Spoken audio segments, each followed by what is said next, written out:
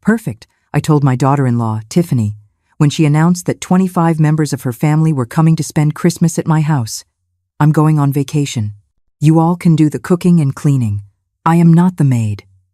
Her face went pale as if she had seen a ghost. But what she didn't know was that the real surprise was just beginning.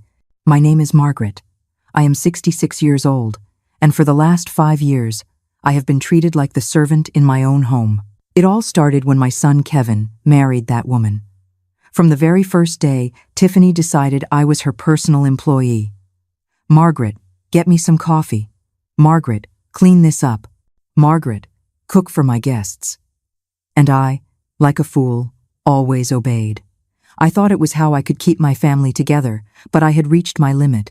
That Tuesday in December, Tiffany swept into my kitchen as she always did, without knocking, with that fake smile I despised. She was wearing a ridiculously expensive red dress, undoubtedly paid for with my son's money.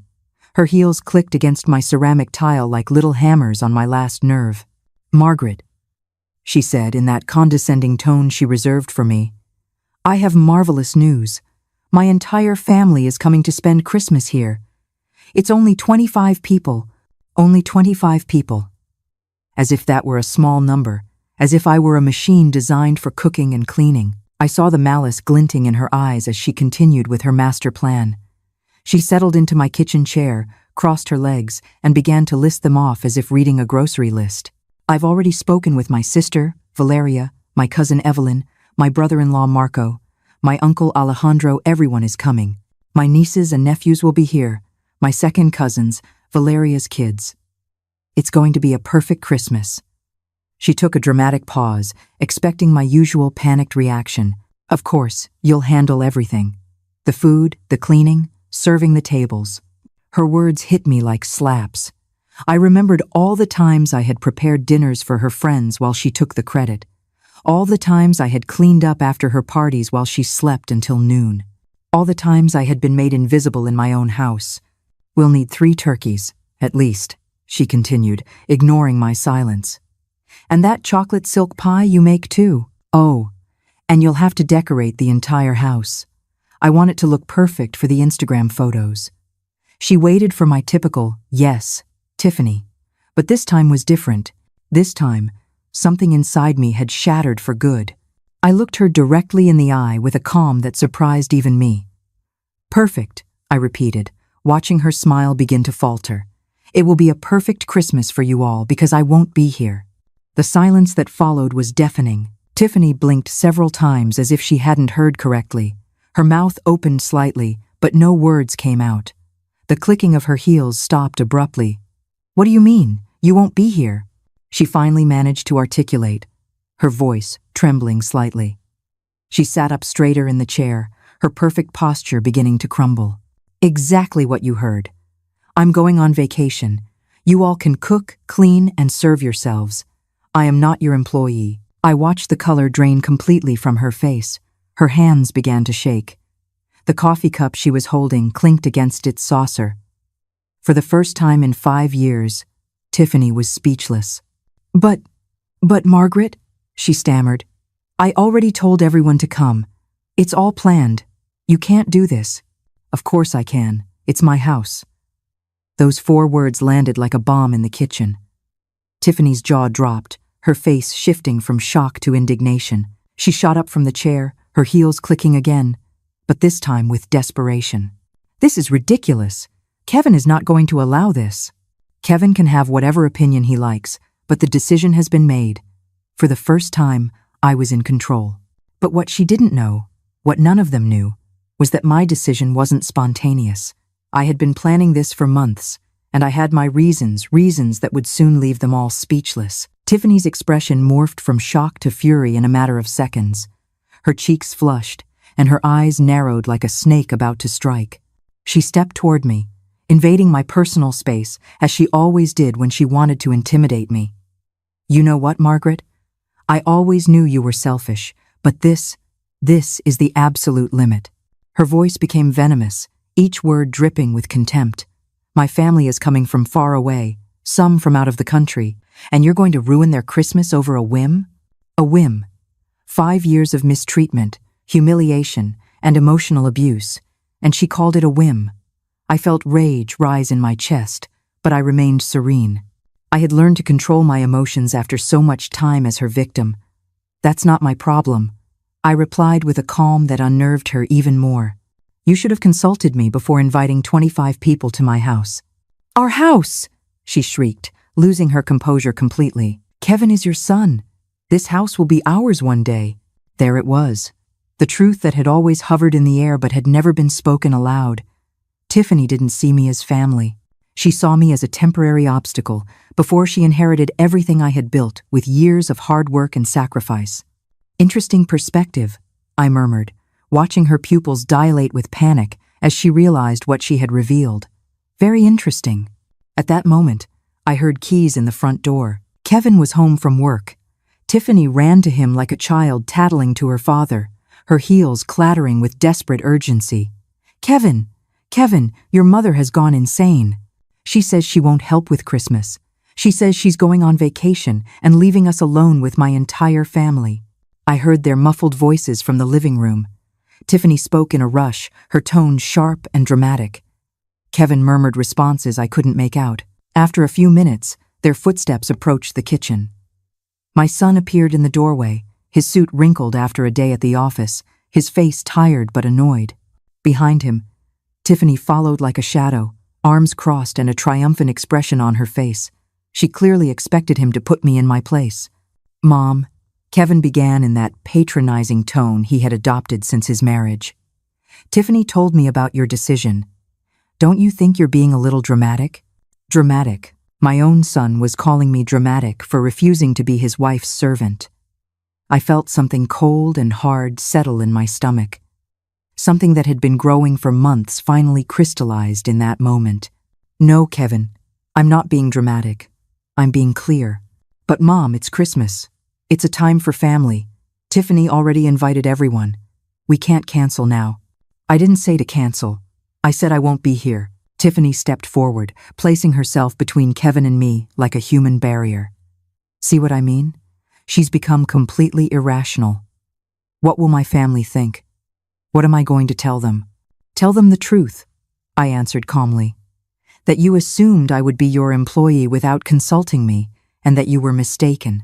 Kevin sighed deeply, running a hand through his hair as he did when he was frustrated. "Mom, be reasonable. You know Tiffany can't cook for 25 people by herself. And why not? I've cooked for her parties for years. It's time she learned." "But I work," Tiffany protested. "I can't take days off to cook. My career is important." Her career. A part-time position at a boutique she had probably gotten through Kevin's connections. But of course, her career was more important than my time, my energy, my dignity. "Then hire a caterer," I suggested with a sweet smile. "There are many excellent options in the city." "Catering costs a fortune," Kevin exclaimed. "Why spend thousands of dollars when you can?" He stopped abruptly, realizing what he was about to say. "When I can do it for free," I finished for him. "Like always. Like the employee you think I am." The silence stretched between us like a widening crack. Tiffany and Kevin exchanged nervous glances. I could see the wheels turning in their heads, trying to find a way to manipulate me into giving in. "Look, Mom," Kevin said finally, adopting a softer tone. "I know you've been a bit sensitive lately. Maybe you're going through some hormonal changes." Hormonal changes. Seriously. He was reducing me to a hysterical, menopausal woman. The fury I had been containing began to boil beneath the surface, but I managed to keep my voice steady. "There is nothing hormonal about this, Kevin.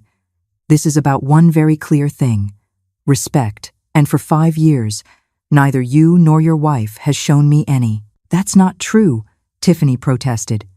"We've always treated you well. You're part of the family. The part of the family that serves, cleans, and cooks while you two have fun. The part of the family that is never consulted, but is always expected to obey." Kevin came closer, placing a hand on my shoulder as he used to do as a boy when he wanted something. But he was no longer the sweet child I had raised. He was a man who had chosen his wife over his mother in every conflict for the past 5 years. "All right, Mom. I understand you're upset. But think about it. It's just 1 week. After Christmas, everything goes back to normal. Normal. They're normal, where I was invisible except when they needed me, where my feelings didn't matter as long as their life was comfortable, where my house had ceased to be my sanctuary and had become their personal hotel. No, Kevin, things are not going back to normal. Because I'm leaving tomorrow. They both froze. Tiffany was the first to react, her voice rising an octave. Tomorrow? Tomorrow, I confirmed, enjoying the panic that began to gleam in their eyes. I already have everything arranged. What they didn't know was that I truly did have everything arranged, just not in the way they thought. This is insane! Tiffany shrieked, her eyes wide as she paced my kitchen like a caged animal. You can't leave tomorrow. It's impossible. My family arrives in 3 days. Well, you should have thought of that before you took for granted that I would be your employee, I replied, maintaining my serene tone as I calmly washed my coffee cup. Every movement was calculated to show that her dramatics didn't faze me. Kevin just stood there, shifting nervously from one foot to the other, clearly torn between supporting his hysterical wife and trying to reason with me. His eyes darted between the two of us, as if he were watching a tense tennis match. Mom, please, he finally murmured. At least tell us where you're going. When will you be back? I'm going to visit my sister in Miami, I lied smoothly, and I'll be back after New Year's. The lie came so naturally it surprised even me, but it was necessary. They couldn't know my real plans, not yet. After New Year's? Tiffany practically choked on her own words. But what are we going to do? I already told everyone to come. My uncle Alejandro already bought his plane tickets from Miami. Valeria canceled her plans. Marco took time off work. Those are their problems, not mine. I saw desperation begin to replace the rage on Tiffany's face. Her perfectly manicured hands trembled as she gripped the marble countertop, her knuckles white from the pressure. Margaret, her voice suddenly changed, becoming syrupy and manipulative. You know I've always thought of you as a second mother. You're so important to me, to us. You can't just abandon us like this. There it was, the switch in tactics from fury to emotional manipulation. I had seen this play many times before, but it no longer worked on me. If you really considered me a mother, you wouldn't treat me like a servant. But I don't treat you like a servant. I just thought you enjoyed cooking for the family. I thought you liked to feel useful. Useful, that word pierced me like a dagger. For 5 years, I had believed that being useful was my way of keeping the peace, of securing a place in my son's life. But now I understood that being useful had only made me a shadow in my own home. You know what, Tiffany? You're right. I do like to feel useful. That's why I'm going to be useful to myself, for the first time in years. Kevin intervened again, his frustration now evident in every line on his face. Mom, this isn't fair. You know we don't have the money to hire a caterer for 25 people. The deposit on the new apartment wiped out our savings. A new apartment. This was the first I was hearing about a new apartment. My eyes narrowed as I processed this information. Since when were they planning to move, and why hadn't they told me? What new apartment? I asked, my voice laced with a dangerous curiosity. Tiffany and Kevin exchanged a guilty look, the kind of look you share when you've just revealed something that was supposed to be a secret. Well, Kevin began, looking down at his shoes, we were going to tell you after the holidays. We found an incredible place downtown, 3 bedrooms, ocean view, a gym in the building. Sounds expensive, I observed, keeping my tone neutral, though my mind was racing. Well, yes, but it's worth the investment. And don't worry, we're not moving far. Only 30 minutes from here. 30 minutes. Close enough to keep using my house as their personal restaurant, but far enough to have their privacy. How convenient, and how do you plan to pay for it? I asked, though I already had a suspicion about the answer. Tiffany's face suddenly lit up, as if she'd found the perfect solution to all our problems. That's why it's so important that we have a perfect Christmas. My uncle Alejandro is very generous when he's impressed, and my brother-in-law Marco has connections in real estate. If everything goes well, they could help us with Kevin's business. There it was. The real reason behind the grand Christmas celebration. It wasn't about family or tradition. It was about money, about impressing wealthy relatives to get financial favors. And I was the cornerstone of their manipulation scheme. I see, I murmured, letting the silence hang as they both waited for my response. So, you need your Christmas to be perfect to impress the rich family. Exactly, Tiffany exclaimed, relieved that I finally understood the gravity of the situation. I knew you'd get it. You're so smart, Margaret. You always know the right thing to do. The right thing. For 5 years, the right thing had been to sacrifice my comfort, my time, my dignity to make their lives easier. But now I had a completely different perspective on what was right. You're right, Tiffany. I know exactly what the right thing to do is. That's why my decision stands. I'm leaving tomorrow. The hope vanished from their faces like spilled water. Tiffany began to breathe rapidly, on the verge of a panic attack. You can't do this. You can't ruin our future over a tantrum. It's not a tantrum. It's a well-thought-out decision. But what will my family think when they arrive and there's no one here to receive them? What will they think when they see there's no food prepared? They will think that their niece invited them without having the capacity to be a host. And they will be correct. Kevin stepped closer, his desperation now palpable. Mom, please, if you really need a vacation, we can postpone it. After New Year's, you can go wherever you want. For as long as you want, we'll pay for your trip, the hotel, everything. They'd pay for my trip? With what money, I wondered, if they had just said the apartment deposit left them with no savings. But it didn't matter. Their offer was 5 years too late. The offer is tempting, Kevin, but my decision is made. This is emotional blackmail, Tiffany burst out, her mask of sweetness finally falling away completely. You're using our situation to manipulate us. Emotional blackmail. The words hung in the air like an unwitting confession. Because if I was engaging in emotional blackmail by refusing to be their free employee, what had they been doing for 5 years? You know what emotional blackmail is, Tiffany? It's making me feel guilty every time I don't want to cook for your friends. It's telling me that a good mother-in-law always puts the family first when I refuse to clean up after your parties. It's assuming my plans don't matter because I'm retired and have nothing better to do. Every word was a bullet that hit its mark. I saw them both flinch slightly with each accusation because they knew it was true. All of it was true. That's not the same thing, Tiffany stammered, but her voice had lost all its previous force. You're right. It's not the same.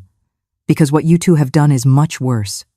You have taken my generosity for granted for years. The kitchen fell into a tense silence. I could hear the ticking of the wall clock, the hum of the refrigerator, Tiffany's ragged breathing. But what I could hear most clearly was the sound of my own approaching freedom. Because tomorrow, everything would change, and they had no idea just how much. That night, while Tiffany and Kevin were still in the living room arguing in desperate whispers, I locked myself in my room and pulled out my laptop. It was time to set the second phase of my plan in motion, a plan that had been brewing for months, ever since I discovered something that changed my entire perspective on my dear daughter-in-law. 3 months earlier, while foolishly cleaning Kevin's home office, I had found a forgotten folder among his papers, filled with bank statements, printed emails, and legal documents. At first, I thought they were work papers, but something caught my eye. Tiffany's name appeared again and again in transactions I didn't understand. That night, after they went to sleep, I returned to the office and reviewed everything meticulously. What I found chilled me to the bone. Tiffany had been spending money they didn't have. A lot of money. Credit cards in Kevin's name that he knew nothing about. Personal loans using the house as collateral, and compulsive shopping sprees at luxury stores that added up to over $50,000 in debt. But that wasn't all. I also found emails where Tiffany discussed with her friends how to manage Kevin so he wouldn't discover her spending, how to keep him distracted while she kept shopping. And most chilling of all, a message thread where she planned to convince him to sell the house to invest in their future together. My house. The house I had lived in for 30 years. The house I had paid for with my work, my savings, my sacrifices. Tiffany wanted Kevin to sell it to pay off her compulsive shopping debts. That night, I couldn't sleep. I stayed awake until dawn, processing the betrayal, the manipulation, the deceit. But along with the devastation, something else began to grow. A cold, calculated determination to protect myself. The next day, I began my own silent investigation. I hired a private detective, a discreet man my lawyer had recommended years ago. I asked him to track all of Tiffany's financial activities. What we discovered was even worse than I had imagined. Not only was she a compulsive spender, but she had also been lying about her job. Her important career at the boutique was part-time, and she was barely making minimum wage, but she had been telling Kevin she earned 3 times that amount. Where did the extra money for her personal expenses come from? The secret credit cards, of course. And there was more. Tiffany had been telling her relatives that we were much wealthier than we actually were. She had told them that Kevin had a thriving business, that I had a considerable fortune, that our house was worth twice its actual price. All lies to maintain her image as a successful, well-married woman. Now, as I looked at my laptop screen in the quiet darkness of my room, I smiled for the first time in months. Because I had taken steps they couldn't even imagine. First, I had moved all my savings to a new account at a different bank, an account Kevin knew nothing about and would never have access to. Then, I had consulted with my lawyer about how to protect the house's deed. It turned out there were very effective legal ways to ensure no one could force me to sell it. But my masterstroke had been to contact Tiffany's family directly. Not all of them, just the ones who really mattered. Her uncle Alejandro, the successful businessman from Miami. Her brother-in-law Marco, the real estate agent who was supposedly going to help them. And her sister Valeria, who worked in finance and had an impeccable reputation. I had sent them very polite emails, introducing myself as Tiffany's concerned mother-in-law. I told them I was worried about the young couple's delicate financial situation and wanted to ask their advice on how to help. Of course, I had accidentally attached some of the most alarming bank statements I had found. The responses were immediate. Alejandro was furious at being deceived about Tiffany's real situation. Marco immediately canceled any plans for financial assistance. Valeria was so angry she threatened to come personally to sort out her younger sister's life. But the best part was that none of them had said anything to Tiffany yet. They were waiting for the Christmas gathering to confront her in person. A gathering that would now be missing the host they expected, the food they were promised, and the festive atmosphere Tiffany had painted in her lies.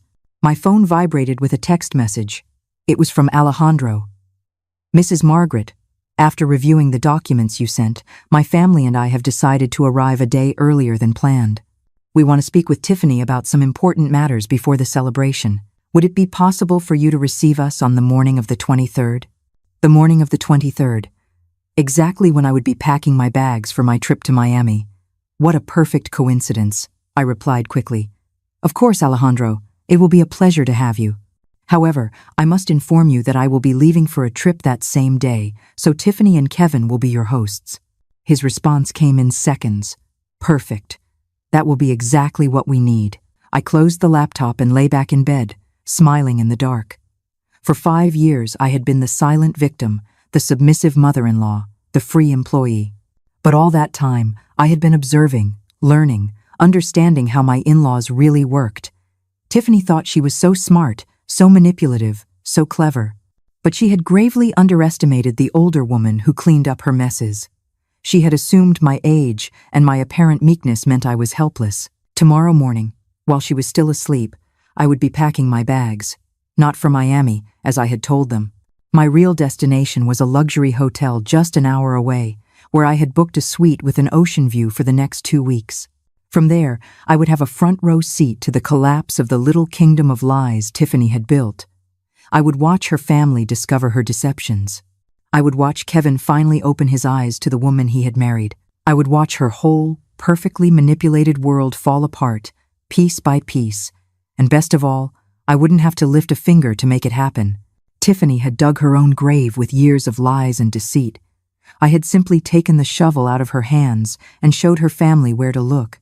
Outside, I could hear that the argument in the living room had finally ended. Footsteps on the stairs, doors closing, the tense silence of a house full of unresolved conflicts. But I slept deeply that night.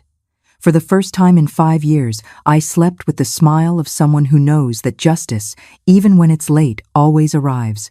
At 6 in the morning, my alarm clock sang like the anthem of freedom. I got up with an energy I hadn't felt in years. I showered peacefully and began to pack my bags. Every garment I folded was another step toward my independence. Every item I stored away was a silent declaration that I was no longer anyone's employee. Tiffany and Kevin were still asleep. I could hear their deep breathing from the hallway as I carried my suitcases down the stairs. I had prepared a note, which I left on the kitchen table next to the spare house keys. A brief but precise note. Have decided to leave early for my trip. The house is in your hands. Enjoy your perfect Christmas, Margaret. What the note didn't mention was that I had made a few additional preparations before leaving, like completely emptying the pantry and the refrigerator. After all, if they were going to host 25 people, they needed to learn to be responsible for buying food. I had also locked away all my good china, my elegant tablecloths, and my Christmas decorations in my bedroom. If they wanted to impress the rich family, they would have to get their own supplies. But my final touch had been to cancel the cleaning service that came twice a week, a service that I paid for, but for which Tiffany always took the credit for having a perfectly kept house. Starting today, she could experience what it really meant to keep a house clean on her own. The taxi arrived promptly at 7 in the morning. As the driver loaded my bags, I took one last look at the house where I had lived for 3 decades. A house that had been my sanctuary, then my prison, and now would once again be my fortress. Because even though I was leaving temporarily, this was still my house, and I had every intention of reclaiming it completely. The hotel where I checked in was everything I had dreamed of during my years of forced domestic service. A spacious suite with an ocean view, 24-hour room service, and most importantly, absolute silence. No one shouting for me from the kitchen, no one expecting me to appear with fresh coffee, no one assuming my time had no value. My phone started ringing at 10:47 in the morning. Kevin, of course. Mom, where are you? We found your note, but why did you leave early? His voice sounded confused, still sleepy. He had probably just discovered the empty pantry and the fact that no one was there to make his weekend breakfast. Good morning, Kevin. I decided there was no point in prolonging the inevitable. You two have a lot to do to prepare, and I am very much looking forward to some rest. But Mom, this is so sudden. Tiffany is, well, she's pretty upset. Upset. What a diplomatic way to say she was having a full-blown panic attack at the realization that she would actually have to take charge of her own life. I'm sure she'll manage perfectly. After all, she's a very capable woman. There was a long pause. I could hear voices in the background, Tiffany speaking in a rapid, hysterical tone. Could you at least tell us where you are? In case of an emergency, I am safe and in a good place. That's all you need to know. Mom, please. I know you're angry, but this is extreme. Tiffany's family arrives in 2 days, and we don't know how. Kevin, I interrupted him firmly. You are 32 years old. Tiffany is 29. You are fully functional adults. I am certain you can solve your own problems without relying on a 66-year-old woman. Another pause. This one longer. Fine, he finally sighed. But promise me you'll be okay. And when are you coming back? I'll be back when I'm ready. Enjoy your Christmas. I hung up before he could insist further. I immediately put my phone on silent mode. I knew the next few hours would be a constant bombardment of desperate calls and messages. But I had waited 5 years for this moment of peace. I wasn't going to let them ruin it. I ordered lobster thermidor from room service, something I would never have cooked for myself because it would have seemed too extravagant by the standards of austerity Tiffany had imposed in my own home. As I ate slowly, savoring every bite, my phone blinked constantly with silenced notifications. The best part was yet to come, because tomorrow morning, exactly as I had calculated, Tiffany's family would begin to arrive. They would not find the perfect Christmas she had promised them. Instead, they would find the raw reality of who the woman who had been living on lies for years truly was. At 3 in the afternoon, I finally checked my messages. There were 17 missed calls from Kevin, 31 from Tiffany, and an avalanche of texts, escalating from confusion to pleading to outrage. But the message I was really interested in had arrived from Alejandro at noon. Mrs. Margaret, my family and I will arrive tomorrow at 8 in the morning as agreed. We look forward to meeting you personally and having that important conversation with Tiffany. Thank you for your hospitality. Hospitality. If only he knew that by 8 o'clock tomorrow, the only hospitality they would find would be Tiffany trying to explain why the house was empty, why there was no food, and why the generous mother-in-law she had boasted so much about had mysteriously disappeared. I replied to Alejandro, I regret to inform you that I had to move up my trip due to unexpected family commitments. Tiffany and Kevin will be delighted to host you. I'm sure you will have much to talk about. His response was immediate. I understand perfectly. In fact, this might be for the best. Some conversations are better had in private. Private. Exactly what they needed. A private conversation between a woman who had been lying for years and a family that finally knew the truth about her financial deceptions. That afternoon, as I enjoyed a massage at the hotel spa, I allowed myself to imagine the scene that would unfold tomorrow morning. Tiffany and Kevin waking up in a panic, making a last-minute run to the grocery store, desperately trying to create the illusion of hospitality they had promised. And then, at 8 o'clock sharp, the sound of the doorbell, announcing the arrival of the family who had come to collect on past due accounts. I couldn't help but smile as the masseuse worked on the knots of tension that had been in my shoulders for 5 years. Knots that were finally beginning to unravel, one by one, just like Tiffany's lies. The morning of the 23rd dawned with a clear sky, and my phone exploded with calls. I woke to the first call from Kevin at 6:30 in the morning. I didn't answer. While I leisurely ate eggs Benedict with smoked salmon on my suite's terrace, I decided to check the voicemails. The first was from Kevin. Mom, please, pick up. Tiffany is hysterical. We don't know what to make for breakfast for 25 people. The grocery store doesn't open until 8, and the family arrives at exactly that time. We need help, urgently. Please, please call us. The second was from Tiffany, her voice completely broken. Margaret, I know you're mad at me, and I get why, but please don't make me look bad in front of my family. They traveled from so far away. My uncle Alejandro came from Miami. Valeria canceled important plans. I don't know how to cook for this many people. I don't even know where to start. I promise, we'll talk later and fix everything, but right now I desperately need your help. The third message was even better. Tiffany again, now sobbing. Margaret, I just checked the pantry and the refrigerator. Everything is empty. Why is there nothing? How am I supposed to feed my family? Where is the good china? Where are the Christmas tablecloths? Please, at least, just tell me where you put everything. Just that, please. Ah, yes.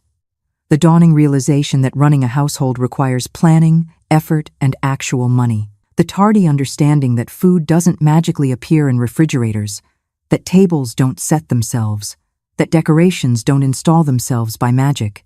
But the message I was truly waiting for arrived at 7:15 in the morning. It was from a voice I didn't recognize, but it spoke with authority. Mrs. Margaret, this is Alejandro, Tiffany's uncle. We arrived at the airport early and decided to come straight to your house. We expect to be there in 15 minutes. I'm very much looking forward to meeting you and having that conversation we've been planning. Perfect. They would arrive at the peak of Tiffany and Kevin's panic. At 8:20 my phone rang. This time I answered. Mom. Kevin's voice was trembling, on the verge of a nervous breakdown. Can you talk? Good morning, Kevin. Of course I can talk. How is your morning going? Mom, please, don't do this. Tiffany's family just arrived and we have nothing to offer them. Literally nothing. Tiffany is crying in the bathroom and I don't know what to do. Have you explained the situation to them? What situation? How do I explain that my mother decided to go on vacation right when we needed her most? When they needed me most? Not when I needed respect or understanding or a simple thank you for 5 years of service. Only when they needed me. Tell them the truth, Kevin, that for 5 years you took it for granted that I would be your unpaid domestic servant and that I finally decided I deserved a vacation. There was a pause. I could hear voices in the background, a mix of panic and confusion. Someone was speaking sternly, probably Alejandro, asking where the main hostess was. At least can you tell us where you always bought the food? What you used to make for special occasions? Anything to help? Kevin, I didn't always buy anything. I planned for weeks in advance.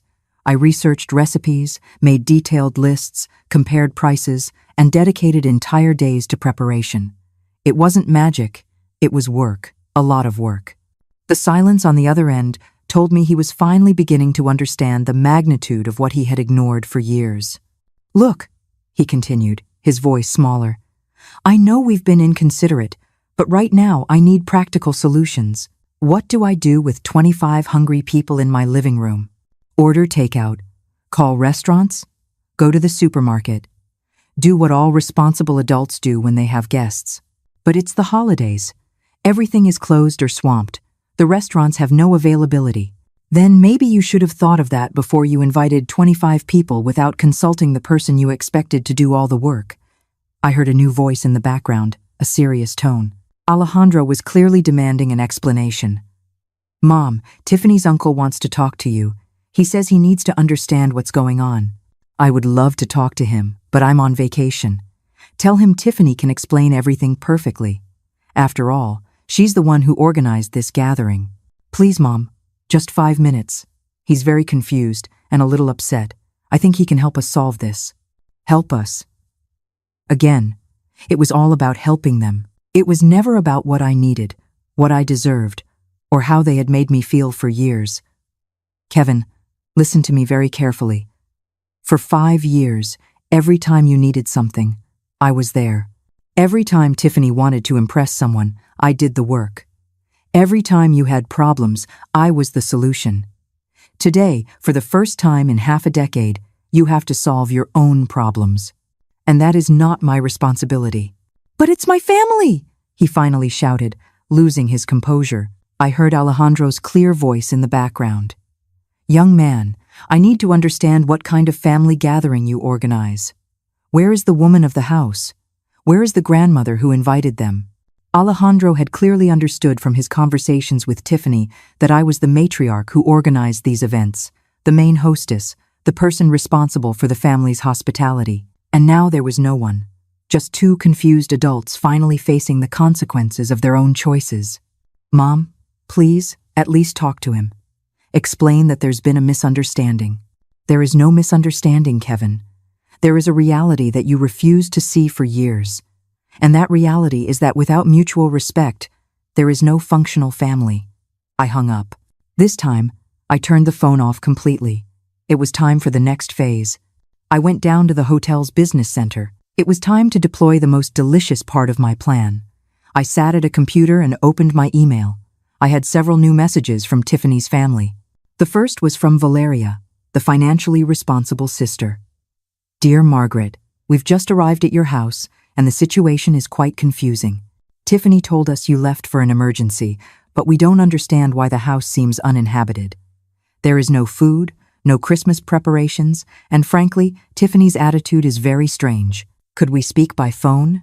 The second message was from Alejandro, his tone considerably more serious. Mrs. Margaret, I respect that you had to travel for an emergency, but I need to understand what is happening in this house.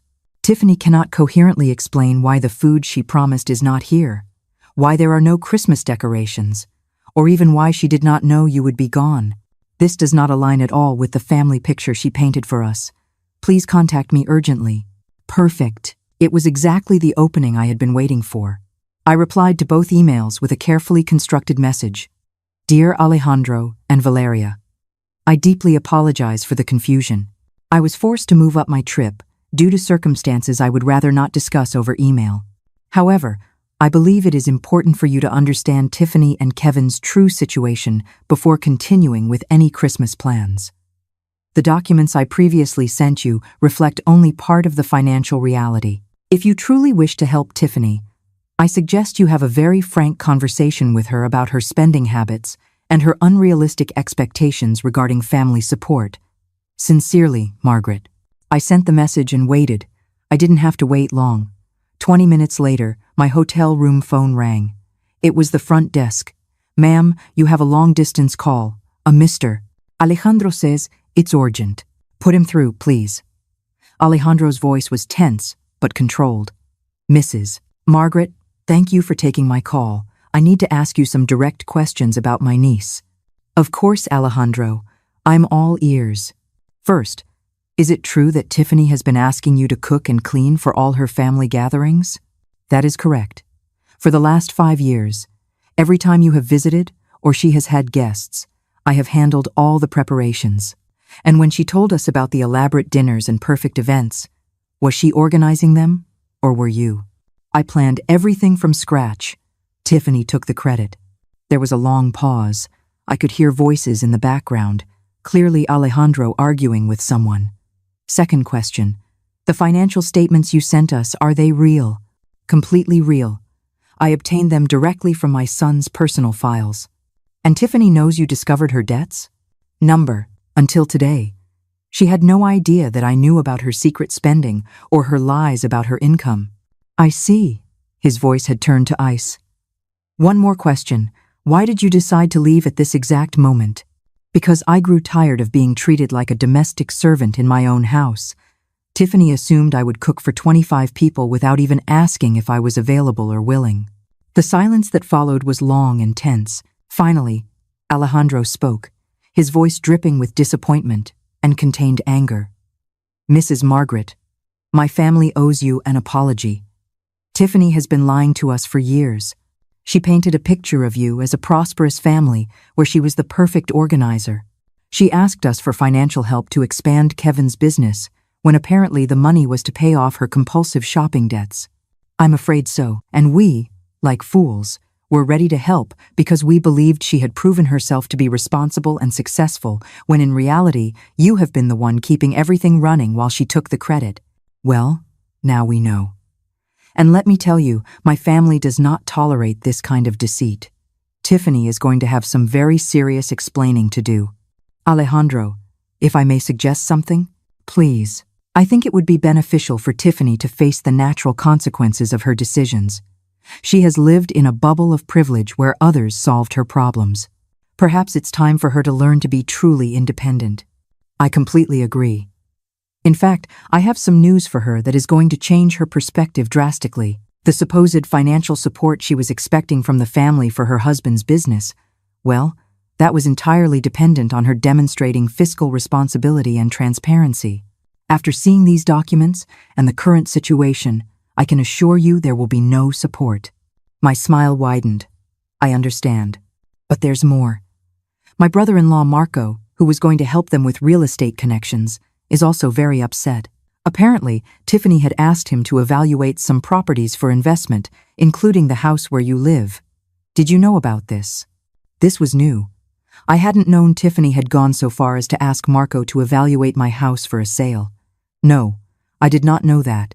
Well, Marco is furious. He invested time and resources based on false information. He feels completely deceived. Which brings me to my main point. My family has decided that this perfect Christmas is going to become a family intervention. Tiffany will have to explain every lie, every deception, every manipulation. A family intervention. This was even better than I had planned. Not only would Tiffany have to face the logistical disaster of her party, but she would also have to account for years of deceit before her entire family. And what about the other relatives? They are all aware of the situation now. For dinner tonight, the whole family will know the truth about Tiffany. And does she know? Not yet. But she's about to. I could hear voices rising in the background. Things were clearly escalating at my house. Mrs. Margaret, I have to go deal with this situation, but I want you to know that my family respects you enormously for enduring this for so long and for having the dignity to walk away. Thank you, Alejandro. That means a great deal to me. One more thing. When you are ready to return, we hope to meet you properly. The real Margaret, not the employee Tiffany pretended you were. It will be a pleasure. I hung up and leaned back in my chair, feeling a deep, warm satisfaction. At my house, Tiffany's world of lies was crumbling, piece by piece, exactly as I had planned. That evening, I hired a discreet car service to take me for a drive through my neighborhood, just to observe from a safe distance. The scene I found surpassed my wildest expectations. There were several rental cars parked haphazardly, and multiple grocery bags were scattered on the front porch, clearly abandoned mid-crisis. It was like watching a telenovela in real time, only 1,000 times more satisfying. My phone vibrated. It was a text from Valeria. Mrs. Margaret, could you call me? I need to ask about additional documents. I called immediately. Mrs. Margaret, she said, her voice tense. I'm reviewing my sister's financial situation, and it's worse than we thought. I just discovered she has been using Kevin's name and credit information to open accounts he doesn't know about. This could be considered identity fraud. This was new information. Does Kevin know? We just told him an hour ago. He's in shock. He keeps saying it must be a misunderstanding. Valeria, I have to ask something delicate. Did you know Tiffany told our family that you were considering making her the beneficiary of your will? The question hit me like a lightning bolt. What? Yes. She told us you were planning to leave her the house and a significant part of your savings. She used that as collateral for some of the loans she took out from family. The betrayal was even deeper than I had imagined. Valeria, I can assure you that is completely false. My will does not include Tiffany as a beneficiary of anything. I imagined so. But she used that story to borrow over $20,000 from some of our cousins in the States. $20,000 in debt that I was supposedly going to cover with my death. It was so twisted, so maliciously calculated. How is Tiffany reacting to all this? I asked. There was a long pause. She's in complete denial. She keeps insisting it's all a misunderstanding, that you're being vengeful because you felt left out of the Christmas plans. Of course, even when confronted with irrefutable evidence, Tiffany was still trying to play the victim. And the Christmas celebration? Valeria laughed bitterly. What Christmas? Tiffany ordered pizza for 25 people because she didn't know how to cook anything else. We're eating off paper towels because she can't find the good plates. Instead of celebrating, we're having the most intense family showdown of our lives. Pizza for 25. The irony was delicious. What do you plan to do now? I asked. Some of us are leaving tomorrow. This isn't the family reunion we expected, but a few of us are staying to make sure she understands the consequences of her actions. All family loans are being called in immediately. The financial support for Kevin's business is gone, and we will be informing other family members to protect them from future manipulations.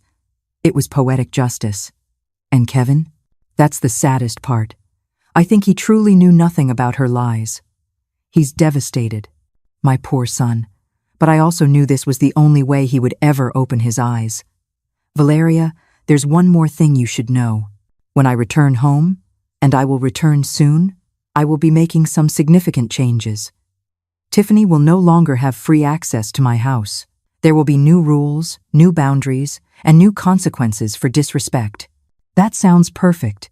It's time she learned to live in the real world. I hung up and asked the driver to take me back to the hotel. Tomorrow would be my triumphant return. The morning of December 24th dawned cold but bright. I packed my bags calmly and prepared for the final confrontation. Before leaving the hotel, I called my lawyer, Robert. I'm Margaret. Are all the documents we discussed ready? Perfectly ready, Margaret. The changes to the will are notarized, the amendment to the house deed is registered, and the new residency agreements are ready for your signature. Perfect. I'll see you in an hour at my house. Are you sure you want to do this on Christmas Eve? Robert, there is no more perfect time. It's time my family learned the true meaning of gratitude.